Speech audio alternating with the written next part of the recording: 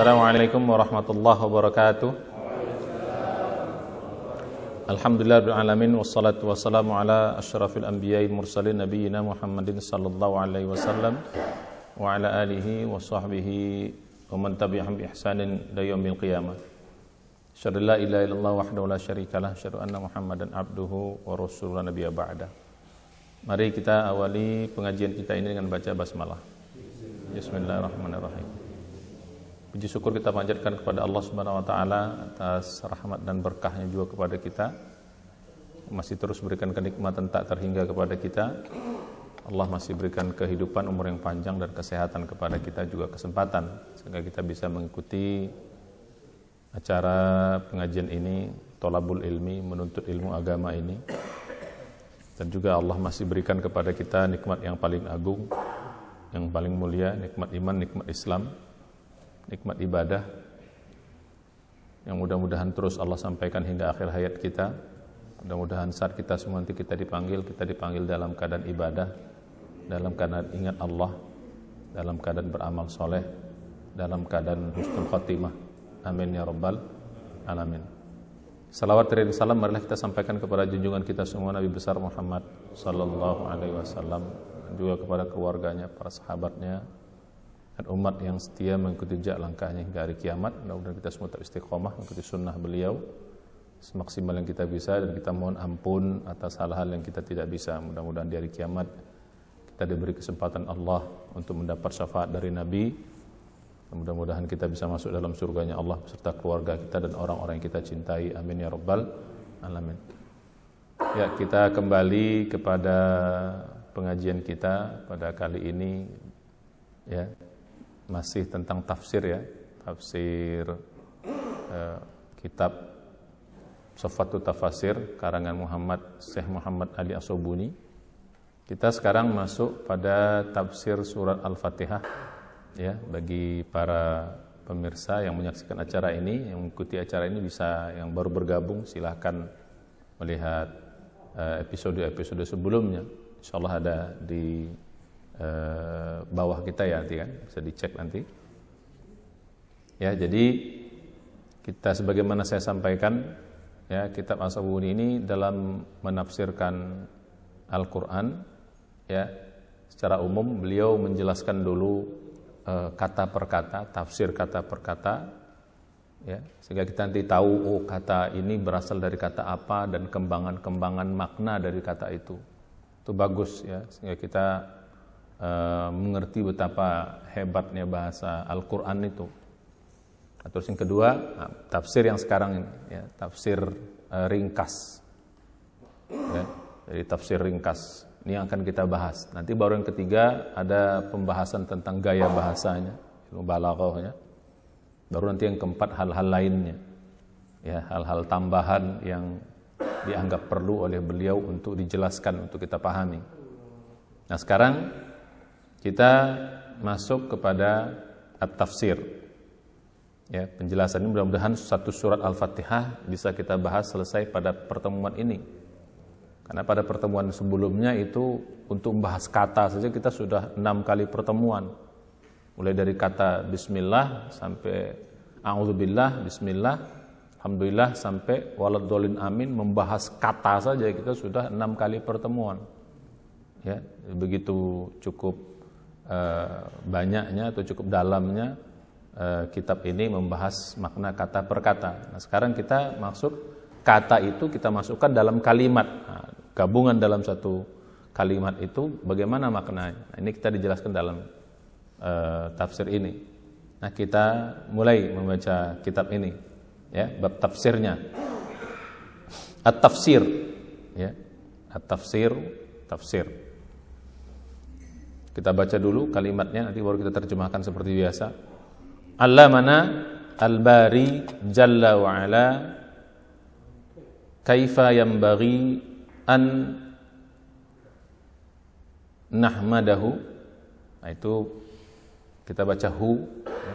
Kalau yang tidak saya kasih sakal dalam tulisan ini, ya, bagi yang hadir di sini bisa melihat di mana di layar. Bagi para pemirsa mesti buka kitab aslinya. Tapi kalaupun nanti mau yang mau kitab yang bisa langsung di print, silahkan nanti di komen ini, untuk kita akan kirimkan ke alamat yang disampaikan. Ya, an nahmadahu wa nuqaddisahu wa nuthniya alaihi bima huwa ahluh. Bima huwa ahluhu. Sekarang kita terjemahkan kalimat ini. Allamana, allama, telah mengajarkan, na, kepada kami atau kepada kita, al-bari, pencipta, maksudnya Allah. Nah, bahasa Arab itu sering begitu, ya, kata kerjanya duluan, pelakunya berikutnya. Jadi beda dengan kita bahasa Indonesia, pelakunya dulu baru kata kerjanya. Ya, aku pergi, ya, atau mereka pergi, atau si fulan pergi dan sebagainya, atau makan dan sebagainya. Tapi kalau dalam bahasa Arab itu sering namanya dia kata kerjanya dulu baru pelakunya belakangan. Ya. Allama, telah mengajarkan, na, kepada kami, al-bari, ya, Allah yang maha pencipta, jalla, yang maha mulia, wa'ala, dan maha tinggi. Kaifa, bagaimana, yang bagi, seharusnya, an. Nah, di sini an tidak kita terjemahkan. Kadang an itu bisa diterjemahkan untuk, agar, supaya, tapi juga bisa juga tidak usah diterjemahkan karena dia sebagai kata sambung nanti untuk kata kerja. Ya, an untuk, agar, nahmada, kita memujihu dia, maksudnya Allah, wa, dan nuqaddisa, mensucikan hu, dia, Allah maksudnya di sini. Wa nuthniya, dan mengagungkan. Ya, nuthniya, nuthni, nahmadu itu mirip, sama. Ya, mengagungkan, alaihi, atasnya, maksudnya atas Allah. Nah, jadi Allah mengajarkan kepada kita bagaimana caranya kita memuji Allah, bagaimana cara kita mensucikan Allah. Qaddasa yuqaddis itu mensucikan. Ya, kemudian nuthni alaihi, dan mengagungkan atas Allah. Bima, karena.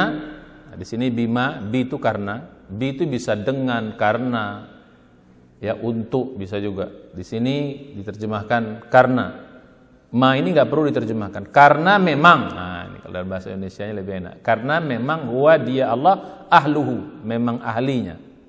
Ahli di sini maksudnya yang pantas untuk dipuji, itu maksudnya. Ahli itu, ya, seseorang yang berhak. Itu arti ahli. Yang kita katakan ahli rumah, ya, dia berhak terhadap rumah itu. Ya, kalau ahli surga, dia berhak terhadap surga itu. Nah, jadi gini, jadi gitu. Ya, kalau di sini wa ahli itu, dialah Allah yang berhak, ya, mendapatkan pujian itu, kira-kira gitu. Kalau dalam Al-Quran pernah kan dalam surat, ada dalam surat apa namanya, ujung dari surat yang pendek itu, huwa ahlut taqwa wa ahlul maghfirah. Ya, dialah Allah ahlut taqwa, ya, yang berhak memberikan ketakwaan, yang menilai ketakwaan, wa ahlul maghfirah, yang berhak untuk memberikan pengampunan. Nah, gitu artinya. Nah, jadi kalimat pembuka ini Allah mengatakan kepada kita, atau tafsirnya mengatakan kepada kita, Allah mengajarkan bagaimana cara kita memuji Allah, mengagungkannya dan mensucikannya. Jadi Allah mengajarkan kepada kita langsung. Bagaimana cara Allah mengajarkannya? Faqala, maka dia Allah berkata, alhamdulillahi rabbil alamin. Alhamdu, segala puji, lillahi, adalah milik Allah, Rabbi, Tuhan, al-alamin, semesta alam. Jadi cara Allah mengajarkan kepada kita bagaimana cara memujinya dengan mengatakan alhamdulillahi rabbil alamin. Nah, dijelaskan. Artinya, itu artinya kira-kira gitu. Maksudnya itu arti ya, maksudnya qulu, katakanlah, ya ibadi, idza aradtum syukri wa thanai, alhamdulillah. Ya, kita balik lagi. Katakanlah, qulu, katakanlah wahai hambaku. Ya, katakanlah oleh kalian, qulu itu katakan oleh kalian, pelakunya kalian, antum. Kalau pelakunya tunggal, kamu qul. Bahasa Arab tuh gitu, Pak. Kalau sendiri kamu qul huwallahu ahad. Katakan oleh engkau, dialah Allah yang Maha Esa. Qul ya ayyuhal kafirun. Katakanlah oleh engkau, wahai orang-orang, itu gitu. Qul. Kalau banyak orang kalian qulu. Bahasa Arab itu gitu. Kalau buat perempuan lain lagi, quli. Kalau buat dua orang, qula. Perempuannya banyak, qulna. Bahasa Arab itu gitu. Jadi beda, tergantung siapa yang bicara. Kalau qul pasti satu orang, kamu. Nah, ini karena hambanya banyak, berarti qulu, katakanlah oleh kalian. Jadi hati-hati, bahasa Arab tuh panjang dikit maknanya bisa beda. Panjang dikit, maka hati-hati dengan panjang pendek itu karena itu menentukan makna. Qul satu orang, qulu banyak, qula dua orang, quli perempuan yang kita ajak bicara. Gitu. Ya ibadi, ya wahai ibadi, hamba-hambaku. Ya, ibadi itu jamak dari abdun. Ada ya yang di belakang itu menunjukkan aku. Ya ibadi. Ibad hamba, ibadi hambaku. Bait rumah, baiti rumahku. Nah gitu. Kolam pulpen, kolami pulpenku. Ahlun keluarga, ahli keluargaku. Nah itu gitu. Tinggal tambah ya saja menunjukkan aku. Masjidun masjid, masjidi masjidku. Nah, itu begitu. Wahai hambaku, idza apabila aradtum kalian ingin, aradtum itu menginginkan, ya, syukri bersyukur kepadaku. Nah, ini tadi syukri syukur kepadaku. Wasanai dan memujiku, mengagungkanku. Alhamdulillah, katakan alhamdulillah. Segala puji bagi. Jadi Allah ngajarin kita, Pak. Jadi Allah mengajarkan kita bagaimana cara memuji Allah, mengagungkannya dengan mengatakan alhamdulillah. Itu lengkap semuanya ada di situ. Jadi nggak usah khawatir, nggak usah apa namanya macam-macam panjang-panjang, nggak perlu. Cukup singkat kau katakan, lengkap semua pujian ada di situ. Makanya alhamdulillah itu artinya apa? Segala puji dan segala macam bentuk keindahan pujian ada dalam alhamdulillah. Jadi cukup kita mengatakan alhamdulillah, itu sudah lengkap semuanya. Maka dalam itu katakan, ya, alhamdulillah tamlaul mizan. Ya, kata-kata alhamdulillah yang simpel itu bisa memenuhi timbangan kita nanti di akhirat. Bahkan dalam hadis yang lain, subhanallah walhamdulillah tamlaus samawati wal ard. Kalimat subhanallah dan alhamdulillah itu memenuhi langit dan bumi. Nah, jadi begitu, sederhana tapi lengkap. Ushkuruni ala ihsani wa jamili ilaikum. Ushkuru bersyukurlah kalian ni kepadaku, ala atas ihsani kebaikanku, ya, wa jamili dan kemurahanku. Jamil di sini artinya indah, tapi dalam konteks ini kemurahan. Maksudnya kemurahanku itu kembali kepada Allah. Ya, ilaikum kepada kalian wahai hambaku. Jadi bersyukurlah kalian atas kebaikanku dan kemurahanku kepada kalian dengan mengucapkan apa? Alhamdulillah. Mengapa demikian? Fa'ana, karena di sini fa di sini artinya maka. Ya. Tapi di sini maksudnya karena. Fa karena ana aku, kata Allah. Allah adalah Allah. Dzul azamati wal majdi was su'dudi. Ya. Fa'ana Allah, fa karena ana aku Allah. Dzu yang memiliki. Dzu itu memiliki. Al azamah keagungan, wal majdi dan kemuliaan, wasu'dudi itu sama juga tuh Pak. Bahasa Arab tuh suka gitu Pak, mirip-mirip gitu. Ya, kemuliaan, keagungan, kehormatan. Ya, su'dudi itu kehormatan. Jadi Allah yang memiliki kemuliaan lengkap. Kemuliaan Allah miliki. Ya, terus apa tadi? Al-azamah, ya, keagungan Allah miliki, al-su'dudi dan kehormatan Allah memiliki. Su'dud itu juga bisa martabat. Ya, martabat itu satu derajat yang tinggi. Al-mutafarridi bil khalqi wal ijadi. Al-mutafarridi maksudnya juga bisa al-mutafarridu yang sendiri. Ya, Allah itu yang sendiri, yang maha sendiri bil khalqi, dalam penciptaan, wal ijadi, dan dalam menjadikan. Jadi di sana ini mengapa Allah ya harus kita puji, pantas untuk dipuji, karena Allah yang memiliki kemuliaan, penghormatan, dan Dia sendiri yang menciptakan alam semesta ini tanpa yang lain, bantuan lain. Wal ijadi, dan apa beda khalqi? Khalqi itu penciptaan, ijad itu menjadikan. Apa beda menciptakan dengan menjadikan? Kalau menciptakan itu dari nggak ada menjadi ada. Kalau menjadikan itu dari yang sudah ada ke dalam bentuk yang lain. Nah, itu namanya menjadikan. Bisa begitu. Ya, dibuat sebut-sebut, menciptakan juga, menjadikan juga. Ya, juga kadang-kadang suka dikatakan gunakan kata-kata ja'ala. Ja'ala juga itu, Pak. Ya.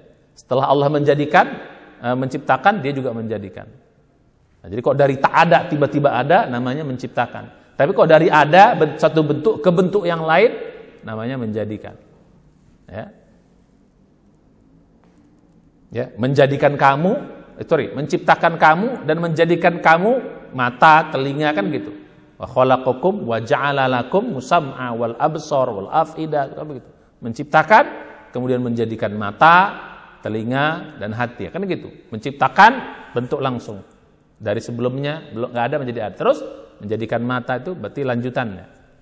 Ya, Rabbul insi wal jinni wal malaikati.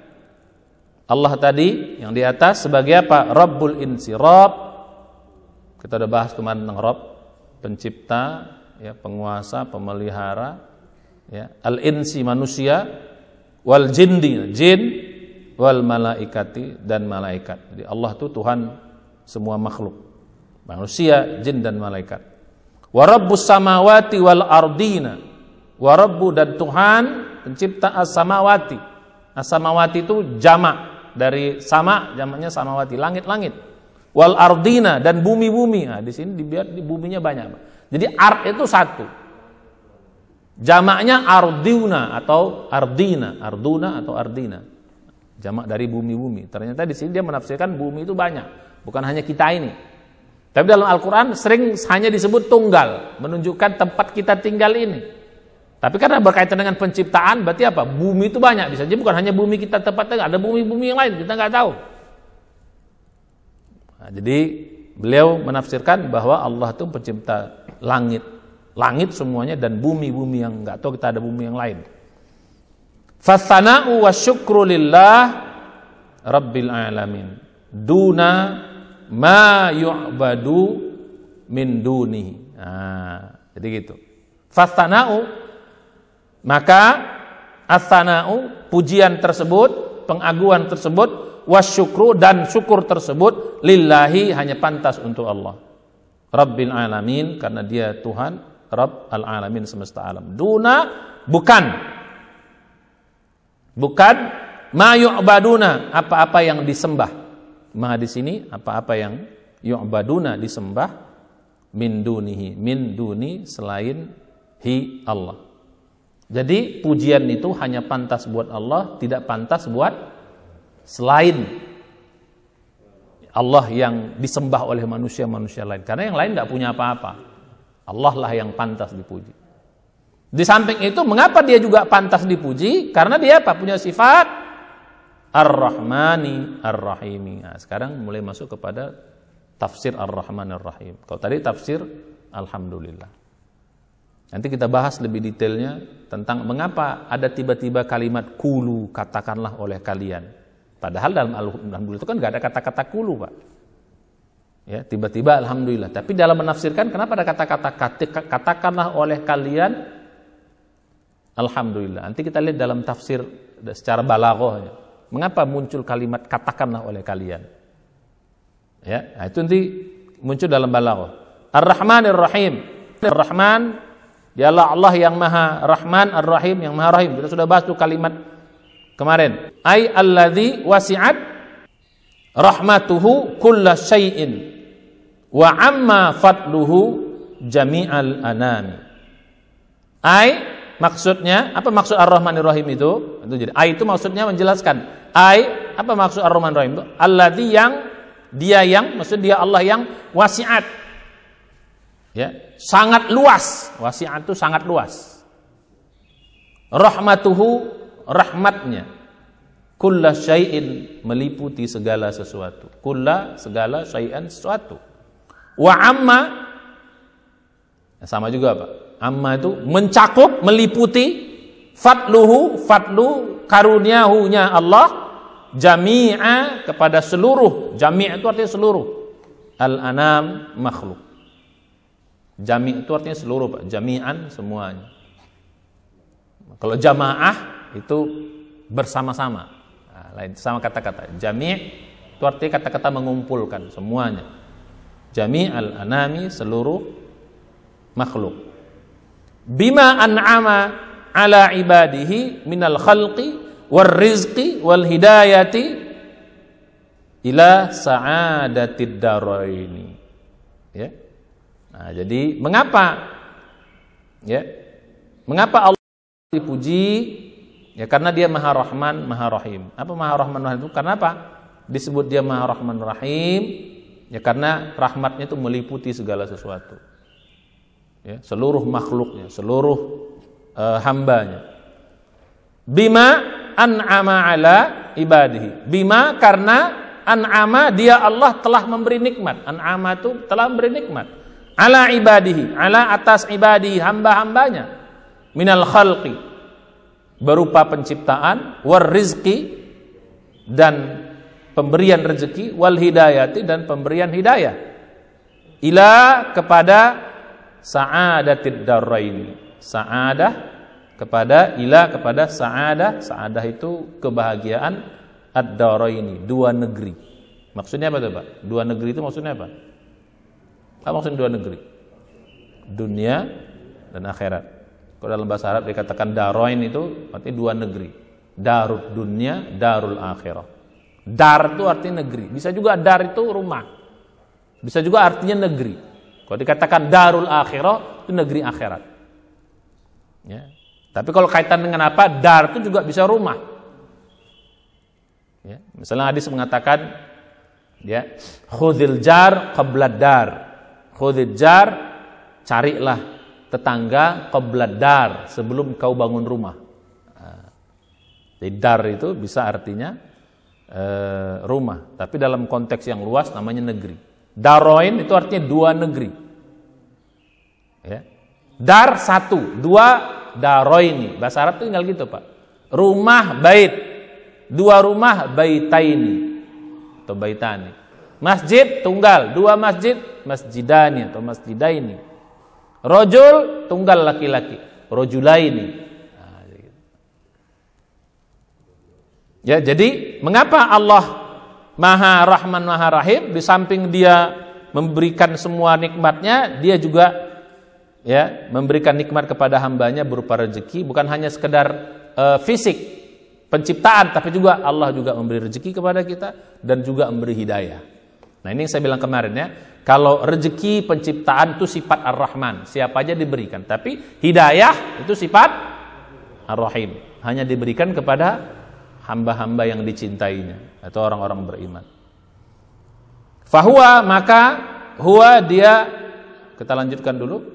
Fahuwa Rabbu al-Jalilu azimur rahmati daimul ihsani. Ya. Maka huwa dia, nah, kalau kita pelan-pelan tahu fa itu maka atau kemudian, huwa dia Allah ar-Rabbu, Tuhan, al-Jalilu yang mulia, maha mulia, azimur rahmati, azim yang maha besar rahmati, rahmatnya, daimul ihsan, daim yang terus menerus, ihsani kebaikannya. Nah, ini dulu kita udah bahas ya. Jadi Rahman itu kebaikannya meliputi segala sesuatu, ya, besarnya rahmatnya, sedangkan Rahim itu adalah terus menerusnya rahmatnya. Makanya Rahman itu diberikan kepada semua makhluk, tapi buat orang beriman terus menerus, bukan hanya di dunia juga sampai di akhirat. Nah, ini sudah kita bahas pada pertemuan sebelumnya tentang arti Ar-Rahman dan Ar-Rahim. Nah, sekarang kita lanjut makna kalimat berikutnya, surat Al-Fatihah ayat yang ke-4. Maliki yaumiddin. Malik penguasa, yaumiddin hari pembalasan. Yaum hari din pembalasan. Ai huwa subhanahu al-maliku lil jazai wal hisabi. Ai, apa arti ai? Apa arti ai? Maksudnya, apa maksud Malik Yaumiddin itu? Huwa, dia Allah subhanahu, maha suci dia Allah, al-malik, sebagai penguasa. Al-malik itu penguasa, Pak. Tapi bisa dibaca pendek, al-malik. Kalau al-malik pendek, itu dibaca artinya raja. Ya. Dialah Allah subhanahu, yang maha suci, al-malik, penguasa, lil jazai. Ya, li untuk al-jazai, membalas segala perbuatan hambanya. Wal hisabi, dan menghisap seluruh perbuatan hambanya. Dialah yang berkuasa untuk itu. Tidak ada yang lain. Maksudnya nanti di hari kiamat. Al-mutasarrifu, nah sama ini mirip. Al-mutasarrif ini penguasa juga, sama. Ya, kalau dalam terjemahan kita kata al-mutasarrif itu gubernur, wali kota, dia penguasa suatu negeri. Al-mutasarrif, penguasa, ya, di satu tempat. Apa tempatnya? Di dalam yaumi, hari ad-din, kiamat. Sudah hari pembalasan nanti. Hanya Allah yang berkuasa di sana, tidak selainnya.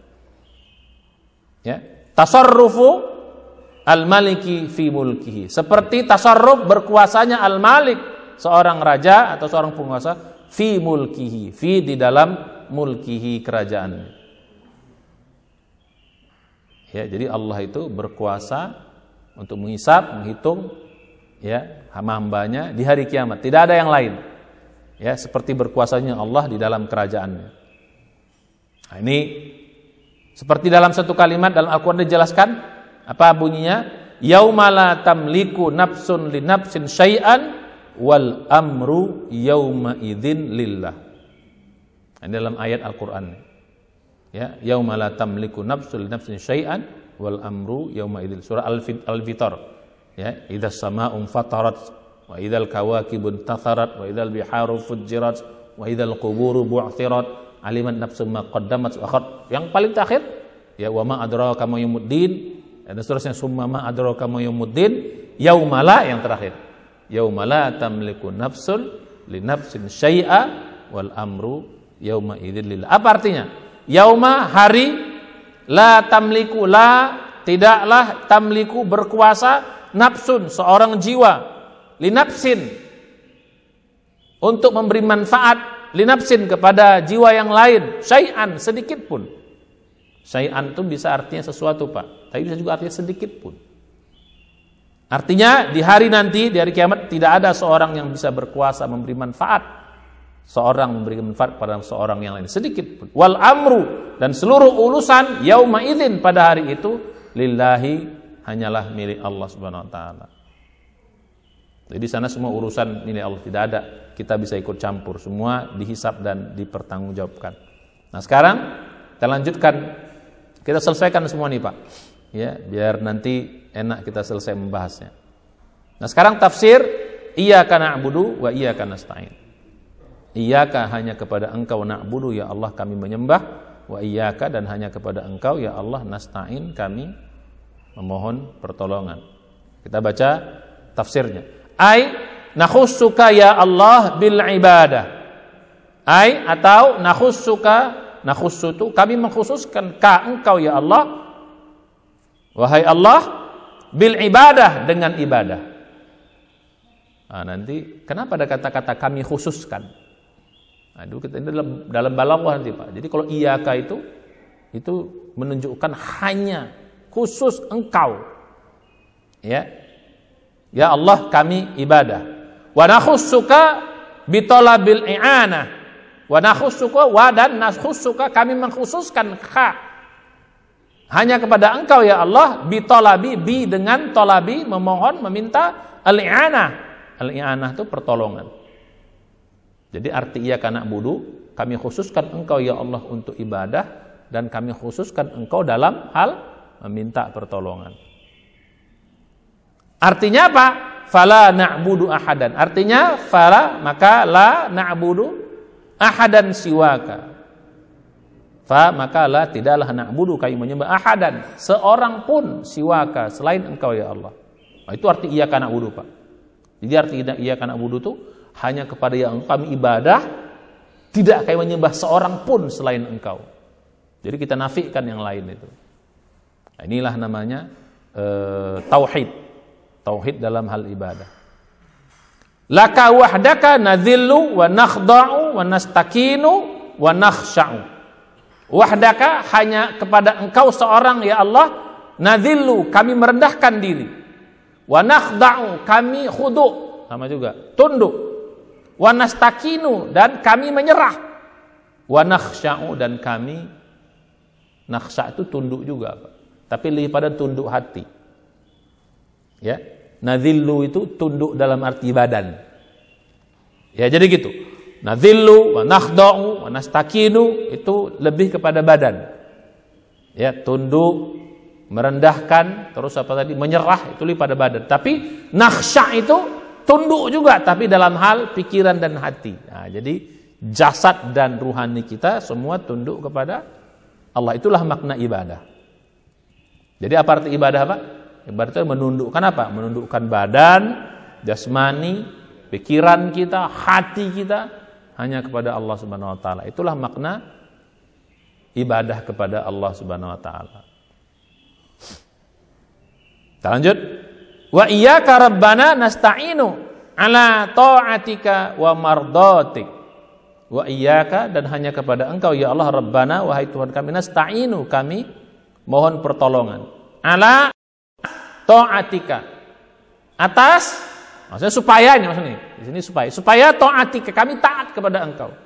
Wa mardatika, dan dapat ridhomu. Oh, jadi rupanya Pak, permintaan pertama kepada Allah itu adalah dalam hal taat dan ridho. Jadi artinya apa? Apa arti nasta'in? Ya Allah, kami meminta kepadamu agar bisa tetap taat dan agar dapat ridhomu. Itu maksudnya gitu. Itulah makna nasta'in. Adapun yang lain-lain itu embel-embel. Jadi intinya kita minta tolong kepada Allah, minta tolong supaya kita taat dalam ibadah dan juga kita bisa dapat ridho Allah dalam ibadah itu. Ya. Fa innaka al-mustahiqqu li kulli ijlalin wa ta'zimin wa la yamliku al-qudrata ala aunina ahadun siwaka. Ya, fa innaka, fa maka innak, sesungguhnya ka engkau ya Allah al-mustahiqqu, yang paling berhak atau yang berhak, li kulli ijlalin, li bagi kulli setiap ijlalin, kemuliaan, wa ta'zimin, dan pengagungan. Jadi Allah yang paling berhak dari semua itu, Allah yang paling berhak ya bagi semua kemuliaan dan penghormatan. Wala yamliku al-qudrata, wada, lan tidaklah yamliku, memiliki, al-qudrata, kekuasaan. Qudrah itu kekuasaan di sini. Tidak ada memiliki kekuasaan. Ala aunina, ala atas aunina, auni, menolongna kami. Jadi tidak ada yang punya kekuatan dalam menolong kami, ahadun, seorang pun, siwaka, selain engkau ya Allah. Nah, jadi ini namanya tauhid apa Pak? Tauhid pertolongan. Jadi tadi setelah kita tauhid ibadah, tauhid dalam doa. Jadi dalam doa itu kita harus minta sama Allah sendiri, karena yang lain gak punya kemampuan. Kalaupun kita nanti minta tolong kepada selain Allah dalam hal-hal yang mampu, gak apa-apa, tapi kita berharap bergantungnya tetap kepada Allah. Boleh aja, Pak tolong saya ini, Bu tolong saya itu, tolong ambilkan ini, tolong bantu saya itu boleh. Tapi keyakinan hati dalam pertolongan itu hanya kepada Allah, nggak boleh kepada manusia. Jadi gitu. Jadi minta tolong kepada manusia yang mampu dalam hal sesuatu boleh saja, tapi ya kebergantungan hati, keyakinan hati itu hanya kepada. Artinya apa? Kalau Allah nggak izinkan juga nggak bisa. Makanya kalau ada manusia tiba-tiba nggak menolong kita, is oke, nggak ada masalah, nggak usah kecewa, karena gantungan kita kepada Allah, gitu. Nanti Allah buka jalan yang lain. Tapi kalau kita minta tolong sama orang, hati kita bergantung di situ, itu bisa masuk dalam syirik. Namanya syirik dalam hal meminta pertolongan. Jadi kalau kita ibadah hanya kepada Allah, meminta pun hanya pertolongannya kepada Allah. Boleh kepada manusia, tapi sebatas logika kita mampu dia bantu, tapi kebergantungan hati harus kepada Allah Subhanahu wa taala. Jadi dalam menafsirkan ayat ini ya kita Muhammad As-Sobuni ini cukup lengkap. Ya, dalam menafsirkan ayat ini beliau cukup lengkap. Mulai dari alhamdulillah sampai iyyaka na'budu wa iyyaka nasta'in. Jadi dengan demikian kita sudah bisa lebih paham, Pak. Ya, jadi begitu hebatnya. Jadi kalimatnya sederhana tapi hebat. Makanya kalimat Al-Fatihah ini kalau kita baca dengan baik itu pantas gitu loh. Ya menjadi doa yang pertama yang Allah ajarkan. Kadang-kadang ada orang begini, Pak, ada orang yang tidak percaya, ini namanya orang tidak beriman ya. Kalau orang beriman kita percaya. Kok dalam Al-Fatihah ada kalimat Ada kalimat iyyaka na'budu wa iyyaka nasta'in, kami menyembah, padahal itu kan kitab suci gitu loh. Suka begitu, iyyaka na'budu wa iyyaka nasta'in. Ya kita katakan ya Allah mengajarkan kita bagaimana cara meminta. Cara berdoa, Allah ajarkan kita bagaimana cara berdoa, bagaimana cara kita memuji. Allah ngajarin kepada kita, gitu. Karena kalau Allah nggak ngajarin kita nggak tahu bagaimana cara kita memuji Allah. Suka sembarangan nanti. Ya Tuhanku, Engkau hebat, Engkau begini. Suka hati kita aja nanti kalau diserahkan kepada manusia, bisa aja manusia itu dia pikir dia memuji, padahal sebenarnya dia tidak memuji, bisa begitu. Makanya Allah mengajarkan kepada begini loh, cara mujiku tuh begini, wahai hambaku. Cara bersyukur kepadaku tuh begini, kata Allah kepada kita. Diajari bukan suka hati apa? Bukan suka hati kita sendiri, karena kalau suka hati kita beda-beda nanti. Jadi Allah mengajarkan kita. Apa Allah mengajarkan pertama? Pertama Allah mengajarkan kita cara kalau kita mulai dari awal ya. Cara kalian membuka perbuatan kalian, perkataan kalian, pekerjaan kalian, diajarkan Allah, bukalah dengan Bismillahirrahmanirrahim. Tuh. Itu Allah mengajarkan kita pertama. Ya, kita dididik untuk melakukan apapun. Bukan hanya ini doa, tapi juga minta barokah. Bukan hanya minta barokah, tapi apa? Tapi juga keyakinan. Ya, bahwa tidak ada yang bisa menolong kita dalam melakukan sesuatu kecuali atas pertolongan Allah. Makanya ketika kita mengatakan Bismillahirrahmanirrahim itu mengatakan ya Allah, di dalam mengerjakanku ini tolong aku ya Allah. Kira-kira seolah-olah begitu. Bimbing aku sampai selesai. Maka dalam hadis dikatakan setiap perbuatan yang tidak dimulai dengan bismillah, ya Allah nggak akan mau nolong kita di situ. Kita kan hamba, Pak. Kita penuh dengan kelemahan, penuh dengan keterbatasan. Maka setiap perbuatan, begitu kita katakan bismillah, berarti kita serahkan, ya Allah, kuserahkan kepada Engkau urusan ini, tolong aku di sini, bimbing aku di sini, biar aku bisa menyelesaikan dengan baik. Bayangkan, Pak, bayangkan kalau pekerjaan tuh berjam-jam, sekali saja bismillah di awal. Termasuk kita keluar rumah, kita katakan bismillah tawakkaltu ala Allah, berarti ya Allah, aku keluar rumah dengan namamu, tolong aku dalam perjalanan sampai aku kembali ke rumahku. Bayangkan berapa lama kita dalam perjalanan. Kalau kita musafir, bayangkan kalau kita berminggu-minggu, sekianlah kita minta pertolongan dalam. Maka kata Nabi, barang siapa orang yang keluar rumah membaca bismillah tawakkaltu ala Allah, maka akan dijaga dia dari segala macam kemudaratan sampai dia kembali ke rumah. Nah, jadi gitu. Jadi ajarkan. Yang kedua, Allah mengajarkan juga kepada kita bagaimana cara bersyukur, bagaimana cara memuji Allah dengan segala macam kondisi. Ucapkan apa? Alhamdulillahirabbil. Apa saja, dapat apa saja, syukur gimana. Ini kalimat yang top. Alhamdulillahirabbil. Karena kita enggak, maknanya apa arti alhamdulillah? Segala macam puji dan penghormatan ada di kata itu. Udah lengkap di situ. Yang saya bilang tadi, di situ apa? Di terjemahan alhamdulillah itu apa? Terjemahannya apa? Nahmaduhu, terus habis itu apa? Di situ tadi wa nuthni alai, terus apa lagi tadi? Apa tadi? Nuqaddisu, mensucikan. Jadi dalamnya ada pujian, ada pensucian, ada juga pemuliaan. Nah, itu Allah mengajarkan kita. Nah, terus juga Allah menceritakan, bukan hanya sekedar mengajarkan kita tentang alhamdulillah, juga Allah ajarkan siapa Allah sebenarnya. Biar kita tahu siapa Allah sebenarnya. Nah, di sini dijelaskan sifat-sifat Allah. Ternyata Allah menjelaskan sifat yang cukup lengkap sama kita. Paling lengkap Allah menciptakan Ini 3 sifat ini menunjukkan sifat the best Allah dari semua sifat-sifat. Pertama apa? Rabbul Alamin. Itu sifat the best yang pertama. Dialah pencipta seluruh makhluk. Termasuk menciptakan kita, menciptakan alam semesta, menciptakan orang tua kita, menciptakan langit dan bumi. Semua makhluk Allah ciptakan. Itu the best yang pertama, sifat Allah. Nah, the best yang kedua sifat Allah itu apa? Ar-Rahmanir Rahim. Dialah yang Maha Pengasih, Maha Penyayang.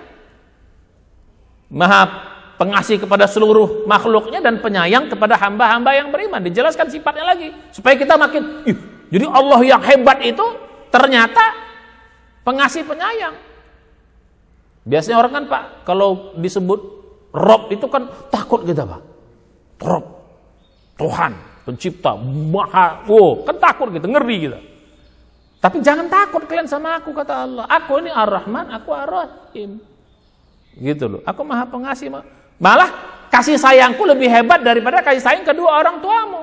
Dalam hadis dikatakan kasih sayang Allah itu ya lebih hebat daripada kasih sayang seorang ibu kepada anaknya, seorang bapak kepada anaknya. Nah, kalian kecenderungannya yang namanya penguasa itu apa Pak? Kecenderungannya biasanya apa? Kejam, kan biasa gitu. Taunya nyuruh aja, taunya kan ngeri gitu.